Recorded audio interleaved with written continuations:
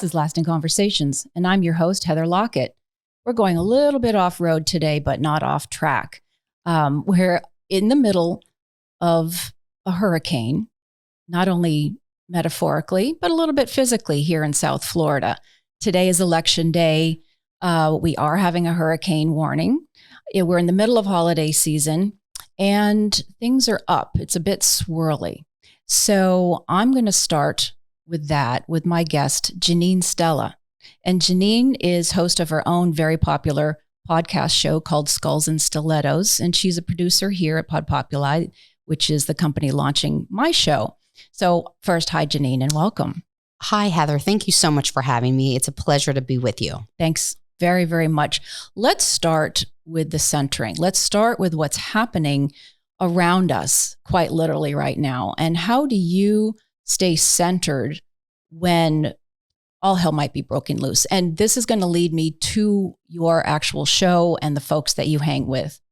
That's a really great question. I am a member of something called Self-Discovery Life Mastery. And in 2017, I was all over the place and I needed something to feel centered and to feel grounded, and I didn't know where to go. So I went to this place in Broward County. They teach you all these different techniques to become present, to become more self-aware, and to really kind of hit the reset button when you're panicked, when you're anxious, when you just feel like you're not yourself. And so because of that, I have techniques that I've learned that it's called PMA. It's called present moment awareness. So, right. so I've learned these techniques to get me centered so I don't freak out when I hear there's a hurricane warning and the time changed and we're trying to catch up to an hour. I just posted something on Facebook this morning. I said, we're here in Florida, we're listening to Mariah Carey as far as Christmas music, but we're still planning our Thanksgiving dinner while we are planning for a hurricane and catching up on an hour. And a full moon. And a full moon, a red moon today, right? A red moon and an eclipse and an 11/11 portal, you name it, we're doing it. We are doing it. And so it's intense. Present moment awareness really is everything. Many of my mentors will just say, go back to the breath. Just take a moment, have a pause. And that's everything. It is everything. Absolutely. And that is everything. And interestingly, you and I have known each other really less than a month, but I have a feeling our paths have crossed already. And especially with some of the folks that we might hang out with, doing the vibrational work, the meditation work. I do crystal bowl healings and things like that. So perhaps this present moment awareness has been part of our own path, if you will. And do you want to talk a little bit more about that before we get into your show? I will actually. So I have a really unique story. And the reason I discovered self-discovery as really an answer to what I was seeking was because I got married, and in 2017, I got a divorce, and I was completely lost. I had no concept of where I was, who I was. I was going through a really tough time mentally. I didn't know where to turn. Someone turned me on to self-discovery. I hired a private coach, and still to this day, I have a wonderful relationship with her, and she has guided me to help me and become aware and how to understand where I've come from, not to play a victim, how to be the boss of my own life, self-empowerment, confidence, and things of that nature.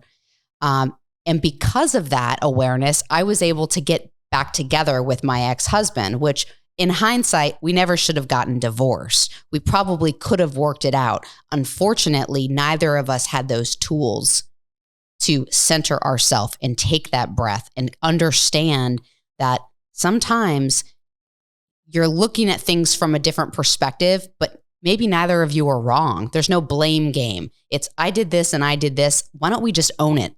Own up to what you did, apologize to each other, and move on. We didn't have that heightened sense of awareness. So during that time, everything in my life changed. We got back together. We lived together. I still call him my husband because it's way easier and less confusing to explain to people that my ex-husband's my boyfriend. It's very bizarre. So I figure if people are able to call themselves, non-binary, then I can say that the man living with me is my husband. I don't know. Absolutely. I'm just saying. I've got friends who do that too. Yeah. This is my husband. But Totally. They are core partners. There you go. And he's my partner in life. He's my best friend. We have issues like every other couple, but we both have the tools now to help each other have those lasting conversations and to regroup. And because of that, we started podcasting together. We helped each other when podcasting wasn't really a thing a few years back, where it was really big on the West Coast, but it hadn't trickled over to the East Coast as much. And so when we got started, no one knew anything. They're like, what's a podcast? Right. No one wanted to help us because no one knew what to help with. We hired someone to help us find the right equipment. And it was right smack in the middle of the pandemic. We didn't know anything. So we literally started from ground zero and kind of worked its way up. And I had a radio show at the time. A friend of mine was a video, and still is, a videographer for UFC Fight Pass for Titan FC, which is a professional fighting organization in Miami. And during the pandemic, these fighters weren't able to invite their friends or family to their fights because everything was shut down. So let's just take a quick pause on that real quick, because the name of your show is Skulls and Stilettos. And I want to just tap back real briefly about you and your coupleship. I love that you had the pause. You had that foresight. It was in the name of a divorce. And yet there each of you went and you got your tools, and now you're back together in a different iteration, but in a much healthier iteration. So, and it's a completely different relationship. And it's a different relationship and a team. And now you're birthing this whole new thing. And so I just wanted to say yay about that. Really, really yay about that. So now, how did you get into the fighting? So my stretch personally is I don't like fighting. I don't like when people hurt each other. So I'm very curious about your interest in all of this. And so tell me about that. That is a very good question. And I have been asked that so often because everyone who's known me my whole life knows that I have never liked mixed martial arts. Mm-hmm. I have never been one to watch a UFC fight on a Saturday night. If it was playing at a pay-per-view at a sports bar, I wouldn't even watch. I don't like violence. I didn't want anything to do with the sport at all. If you would have told me 5 years ago that I would have the number 10 mixed martial arts podcast in the world on Amazon, I would have told you were absolutely insane. Go figure. That's how much I did not like the sport. Right. In 2020, when everything shut down, my friend who was that UFC videographer called me and said, I know you have a radio show right now. Can you please help these guys and do some press and interviews for these? Because no one's there. No one's allowed to come. Right. There's no one for these guys. So they're basically fighting in an empty ballroom with an octagon in the middle. Their friends, their family couldn't come. We all had to be COVID tested on the spot. It was very intense. They had no support system. Right. They had no promotion, support system. Any of that. And my friend said, you know what? You and your co-host are female. I think it will break down the barrier of having a female there interviewing them. You're both women. You're not girls. You're women. And I think that might be good for them to learn interviewing skills and also feel like someone's there in their corner. So I jumped at the opportunity. The man who is the COO of Titan FC is the son of Lex McMahon from Star Search in the 90s. His name is Lex McMahon. Right. So Lex is a military guy. He's a veteran. He moved here from California and he got into business and started this huge fighting organization. And I met with him and I said, I would love the opportunity to come down there. And then I was hooked. I interviewed these fighters at the weigh-ins. I didn't know anything about fighting. I didn't know what a submission was. I didn't know what a knockout was. I didn't know how you scored. I didn't know why they were in an octagon. I didn't know anything about the sport. And that translated into, all right, Janine, this is what Lex said. He's like, all right, if you're going to come here and be here every single month for these fighters, you need to know what the heck you're talking about. You've got to know the sport. Right. So I did my homework. I watched fights, and I still, every single Saturday night, I'm watching, whether it's a Friday night, a bare knuckle fight, or a UFC fight. And I have a different appreciation for the sport because it is a sport. It's not about violence. And I think that's a misconception and judgment that I had that I think a lot of other people have to this day. I don't understand why people fight. I don't understand why people watch other people get hurt. But it's really not about that. Mixed martial arts is an actual art. These gentlemen and women that participate in the sport have been practicing martial arts, a lot of them, from the time they were 3 and 4 years old, doing jujitsu and Muay Thai and Taekwondo and karate. And those are disciplines. I always think of the Karate Kid, right? It's a discipline. You're doing the same thing on repeat. You're respecting the art of martial arts. And these have been arts and modalities for thousands of years. Exactly. Thousands of years. Thousands of years. It's very disciplined. It's very structured, even though it might seem to a spectator that it's chaotic. It's not. They know exactly what they're doing. They know if they're doing a Muay Thai position. They know if they're doing a jiu-jitsu move. There's people that have brown and black belts and double black belts in jiu-jitsu, which is one of the most challenging martial arts to master.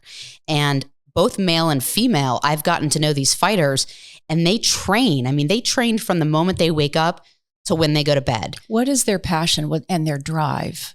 A lot. And that's the interesting story about my podcast. Because I could make up all kinds of assumptions and stories of why people get into fighting. Is it money? Is it this? Broken homes? So many stories and assumptions. But what have you been finding are the people's passions for why they do this? It depends. I think everyone has a story. So that, and hence the metaphor of my show being called Skulls and Stilettos. So it's a metaphor for getting to know someone from head to toe. We all have a skull. We all have feet. Right. But in fighting, there's male and female. There's the duality between the masculine and the feminine.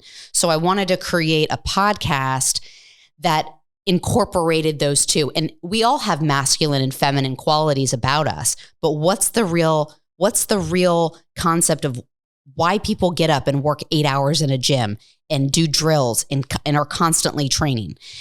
I've heard stories that would blow your mind from some of these fighters. A lot of them have come over here from other countries. Mm-hmm. They're not able to progress in martial arts in their home country, wherever they're from. A lot of them have grown up on the streets. They grew up with little to nothing tangible. They really don't have much. They've watched their families for generations suffer in the poverty that they're from, and they wanted to change the narrative for their family. So a lot of them come here. They go to some of the best gyms in the world, which are here in South Florida.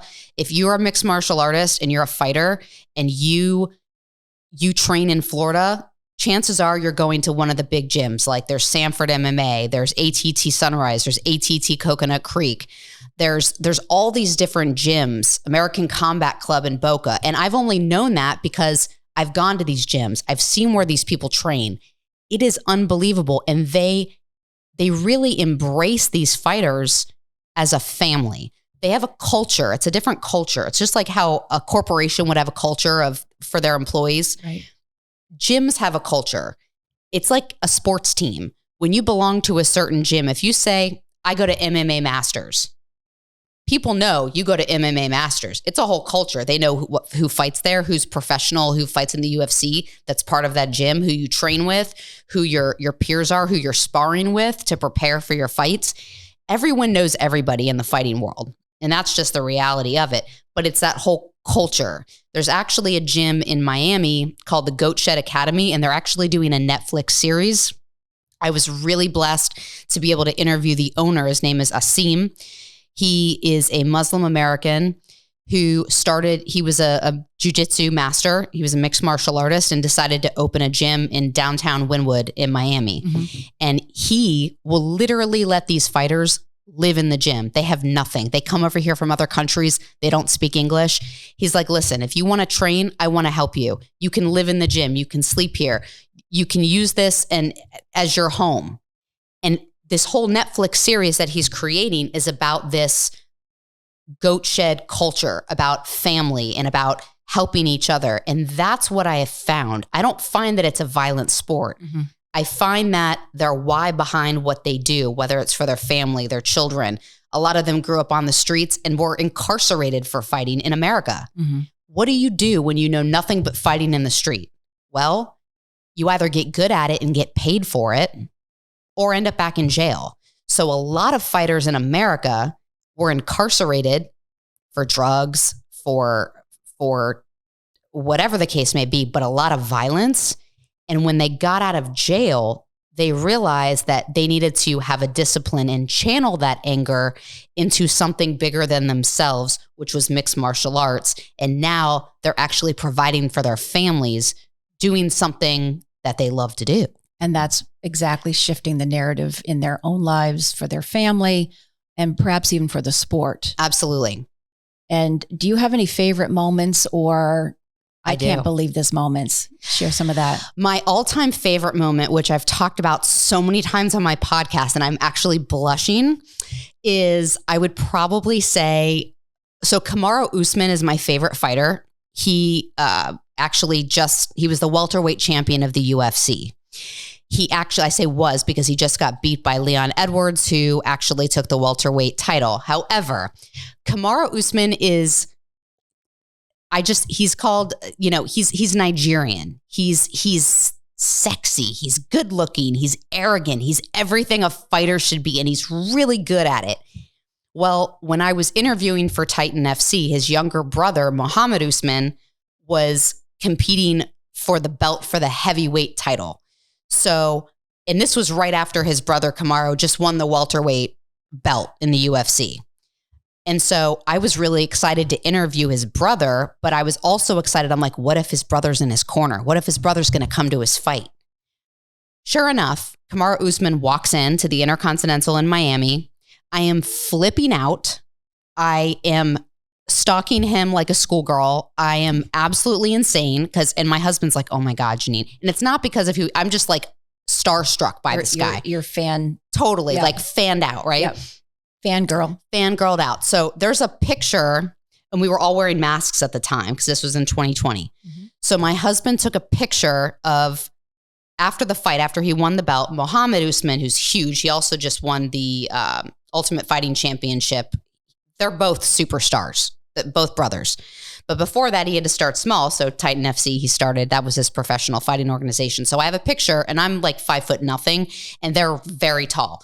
So there's a picture of all of us in our masks, which I'll show you after this podcast.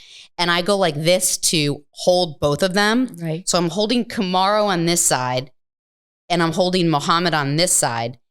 And I'm so short that my hand grabbed Kamaru's ass. The visual of this is hilarious. I was so happy, and I didn't want to let go. And then it hit me that I'm grabbing Kamaru Usman's ass and he could kill me. So then it was like, oh my God, I am so sorry that I grabbed your ass. I remember going, oh my God, Janine, are you serious? Like this really happened? Right. But it makes for great conversation. Fast forwarding all the years later, I thought, oh my God, I'm so sorry. And then I took another picture with him later on in the day or whatnot, but I was definitely fangirling. How did he take it?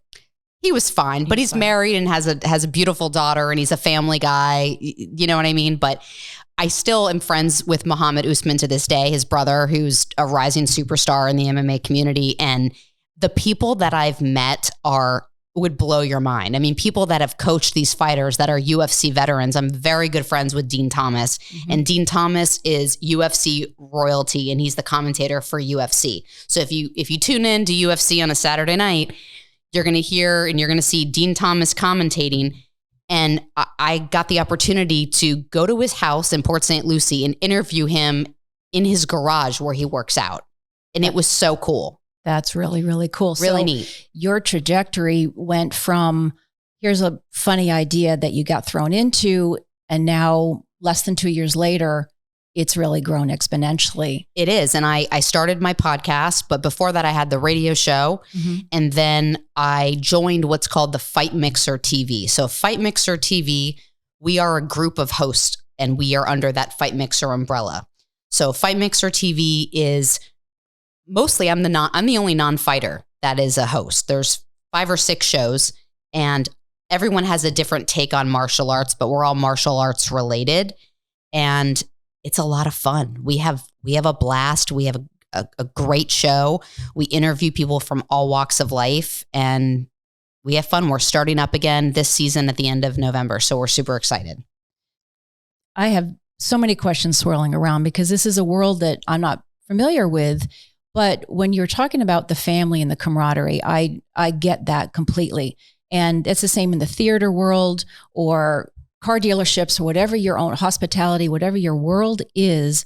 And especially when it's done right, it becomes a family. And then professionally, you don't even need resume. You need the word of mouth, who you will or will not work with. How's that going to resonate? But that sense of family and community. So as a woman, and I think you said that there was another woman that was doing this with you. My co-host at the time your initially. Co-host at the time. Mm-hmm. How did these guys mostly, how was that for them? Were you welcome? That's a great question. Yeah. You ask good questions, Heather. Thank you. So good Thank podcasting. You. So it's all on the fly. We have no scripts here. No scripts. We're just winging it. No scripts. I love it. So the first time I interviewed them, they were kind of nervous because they're like, who's this woman with all these lights with a microphone in my face? And they were kind of nervous. They had never been around that before, press or interviewing or anything like that. And is English perhaps their second language? English, even? A lot of their second language. Right. A lot of their coaches were there to translate. They were nervous. Mm-hmm. Then as time progressed, they started knowing me as the girl in the back with the microphone. So I'm the one that interviews them when they're bloody and sweaty and they get out of the octagon and they've won and their adrenaline is pumping and they are raging with just excitement. And if you look back on my interviews, you're like, oh my God. I mean, blood. One time I was interviewing a bare knuckle fighter who had half of his nose, a bare knuckle meaning no gloves. I hear you. It's intense. Oh, it's the fastest growing sport in America, by the way. Crazy. Mm-hmm. So these guys are nuts, obviously, to be fighting in a ring with no gloves. So I was interviewing this guy once and he had half of his nose missing because his skin had come off of his nose. Oh, Janine. And I literally, I said, do you realize that your nose is coming off your face? Like the skin is peeling off the bone. No. And so with bare knuckle fighting, they have an EMT and they have a doctor on staff to immediately stitch you up afterwards. I was like, you probably should go to the doctor and get stitched and then we'll come back for the interview. Like crazy stuff. Crazy. Did he insane. Hand you half his nose or something crazy? Yeah, it was nuts. It was nuts. Oh my God. I've interviewed all kinds of controversial people, a lot of controversy. People have brands, just like someone in marketing or a celebrity has a brand, so do fighters. Mm-hmm. A lot of them are loud and obnoxious and talk a lot of crap to get things riled up. Right. That may not be who they actually are, but it's part of the show. It's part of the show. It's kind of like a WWE wrestler, right? Their names are not their names. Their characters are a character. You're creating a character and a brand when you're an athlete in any capacity, but especially in mixed martial arts. You want people to fear you. You want them to be scared. You want the rivalry. You want to talk shit before the fight. You want to freak out your opponent and intimidate them so that you walk in there like you own the place and knock the shit out of them. That's the goal. Which is amazing to have that kind of passion, power, persona. And then you go home and then you have your kid and you raise your kid or you're kissing your mom, all that other fun stuff. That is a whole nother level of, I'm not even sure what the word is, and same for you. So here you're in this world and then you're in the present moment awareness world. There's a yin and yang right there. A little of this and a little of that. How do you then meld the two? Or because it is your passion, it becomes easy for you? I would say I've learned more from the fighters than they've learned from me because their day is very regimented, and people that have a regimented day and a routine and they're learning to discipline at the same time, those people I find fascinating. They For example, a day in the life of a fighter. Jake Collier is a UFC heavyweight. He's a very good friend of mine. I've had him on my show. He's nodding his head several times. Yeah, Jake Collier's he's a big deal. He's been in the UFC for 9 years. So Jake has a family. He's got sons. He's got a wife. He's got a normal life. Mm-hmm. Fighting's just what he does to provide for his family. Right. But these are normal people that go home to their wife and kids, or if they're a female, they go home to their husbands, or they go home to their girlfriends or boyfriend, whatever the case may be. They're normal people, but they too wake up, meditate, go to the gym. They're on a very strict eating schedule. When you have to cut weight for a weigh-in and you're shedding 20 pounds, it's like wrestling in high school, and you're cutting 20 pounds in 3 days to make weight for a fight. That is no joke. Mm-hmm. That is 1,000% discipline. That's going in the sauna, eating right, drinking lots of water, working with a coach, having a dietitian plan out every single thing you put in your body. It is not easy to be a fighter. It is not easy to step in. If you're stepping into that octagon, the discipline and the strength and the support of the people behind you are what's getting you in that ring. No one can do that by themselves, period. Teamwork. Yeah. It always takes a team. So why do they call it an octagon? That's a good question. The octagon was really coined, used to be called, was it Prime back in the day? Prime back in the Japan before it became UFC? And No, I think it was called Prime, but it stems back from the UFC name got taken over from a Japanese fighting organization. In Japan, everyone knows the Karate Kid. Japan has always been known, and Asia has always been known for martial arts. Mm-hmm. So they took that and they brought it to the United States, and they made it, Dana White, thank God for Dana White, made the UFC a household name and a sport that everyone knows. But not everything's an octagon.